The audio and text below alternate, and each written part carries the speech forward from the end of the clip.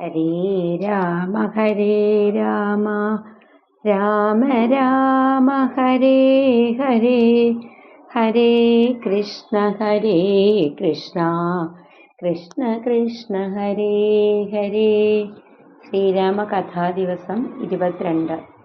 ഇന്നത്തെ വിഷയം അശോകവനത്തിലെ സീതാദർശനം, രാവണന്റെ വരവ്, ഹനുമാൻ ശ്രീരാമന്റെ മുദ്രമോതിരം നൽകുന്നു. പ്രിയപ്പെട്ട ബന്ധുക്കളെ, ഇന്നലെ ഹനുമാൻ മഹാസമുദ്രം കടന്ന് ലങ്കയിൽ പ്രവേശിച്ചതും സിംഹികയെയും ലങ്കിണിയെയും പരാജയപ്പെടുത്തിയതും ഒടുവിൽ സീതാദേവിയെ അന്വേഷിച്ച് അശോകവനത്തിലെത്തിയതും നാം കേട്ടു. ഇന്ന് ഹനുമാന്റെ ലങ്കാ ദൗത്യത്തിലെ ഏറ്റവും പുണ്യമായ നിമിഷം സീതാദർശനം. രാത്രിയുടെ നിശബ്ദതയിൽ ഹനുമാൻ ശിംശുഭ വൃക്ഷത്തിന്റെ മുകളിൽ ഇരുന്നു. അവിടെ അദ്ദേഹം സീതാദേവിയെ കണ്ടു. രാക്ഷസിമാർ ചുറ്റും കാവൽ നിൽക്കുന്നു. ആഭരണങ്ങളൊന്നുമില്ലാതെ വൃക്ഷത്തിന്റെ കീഴിലിരുന്ന് ശ്രീരാമനെ ഓർത്ത് സീതാദേവി കണ്ണുനീരൊഴുക്കുകയായിരുന്നു. അവളുടെ മുഖത്ത് ദുഃഖമുണ്ടായിരുന്നു.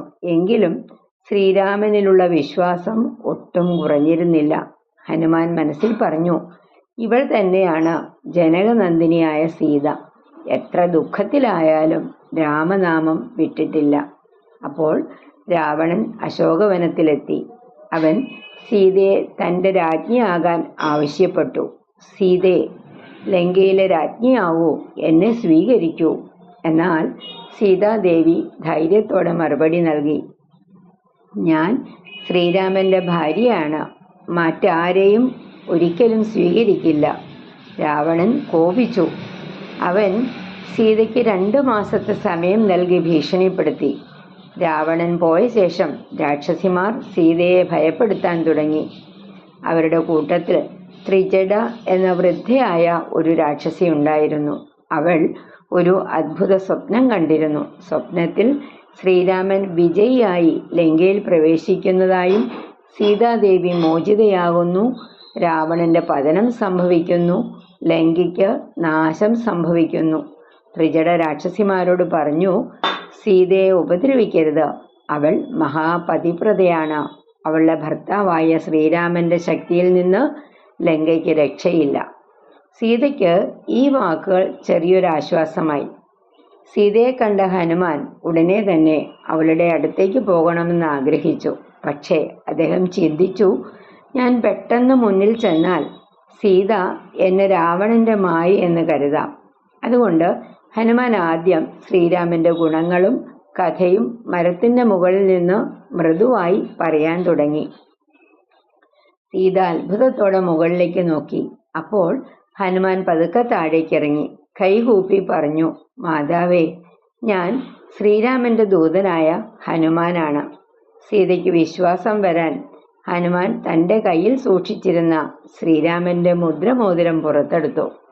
മോതിരത്തിൽ രാമന്റെ അടയാളം കണ്ട നിമിഷം സീതയുടെ കണ്ണുകൾ നിറഞ്ഞു. അവൾ പറഞ്ഞു, ഇതെന്റെ രാമന്റെ മോതിരമാണ്.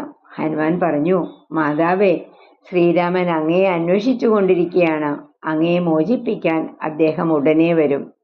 ഈ വാക്കുകൾ കേട്ടപ്പോൾ ഏറെ നാളുകൾക്ക് ശേഷം സീതയുടെ ഹൃദയത്തിൽ പ്രത്യാശ നിറഞ്ഞു.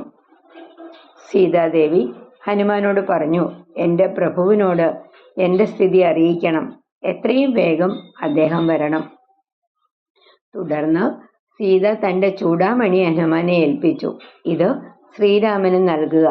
ഇത് കണ്ടാൽ ഞാൻ തന്നെയാണ് സന്ദേശം അയച്ചതെന്ന് അദ്ദേഹത്തിന് മനസ്സിലാവും. ഹനുമാൻ ഭക്തിയോടെ അത് സ്വീകരിച്ചു.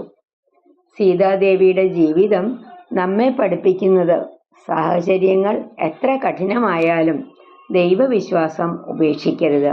ഹനുമാൻ പഠിപ്പിക്കുന്നത് ഭക്തി മാത്രമല്ല, വിവേകവും സമയോചിതമായ പ്രവർത്തനവും ദൈവസേവനത്തിന്റെ ഭാഗമാണ്. ശ്രീരാമന്റെ മുദ്രമോതിരം സീതയ്ക്ക് പ്രത്യാശ നൽകിയതുപോലെ ജീവിതത്തിൽ ദൈവത്തിന്റെ ചെറിയൊരടയാളം പോലും നമ്മിൽ വലിയ വിശ്വാസമുണർത്തും. ഹേ സീതാരാമ, സീതാദേവിയെ അചഞ്ചലമായ വിശ്വാസവും